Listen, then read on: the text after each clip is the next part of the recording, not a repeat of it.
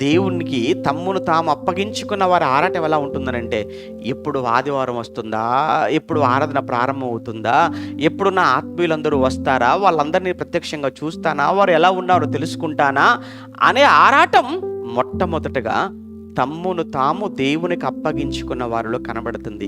ఇది ఒక వ్యసనంగా మారిపోతుంది అనమాట. ఆదివారం ఏమండి, 6 రోజులు కుటుంబాలతోనే కదండి ఉంటాం మనం.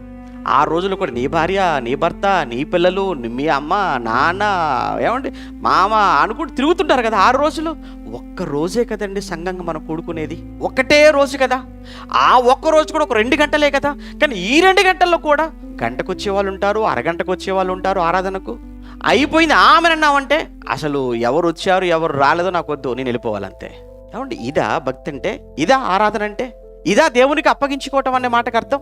ఇప్పుడు మనం అంటే వారంలో ఒకరోజు మనం అంతా కూడా కలుసుకుంటున్నాం. కానీ నిజంగా మొదటి శతాబ్దంలో ఆరంభ సంఘం వారు ప్రతి దినము అన్న పదాన్ని మనం చదువుకుంటాం. 2వ అధ్యాయం 46వ వచనంలో అపోస్తలుగా చదువుతున్నప్పుడు వారు ప్రతి దినము దేవాలయంలో తప్పక కూడుకొనొచ్చు, మళ్ళా ప్రతి దినము ఇంటింటా కూడుకొనొచ్చు. ఏంటి ప్రతి దినము ఇంటింటా ఒకరినొకరు కలుసుకొని ఒకరినొకరు చూసుకుంటున్నారట. ప్రతి దినము దేవాలయంలో ఏమంటే తప్పక వాళ్ళంతా కూడా కూడుకుంటున్నారన్న మాట చదువుతున్నప్పుడు ప్రతిరోజు కలుసుకున్నారు, ప్రతిరోజు చూసుకున్నారు, ప్రతిరోజు మాట్లాడుకున్నారు. మనం వారంలో ఒక్కరోజు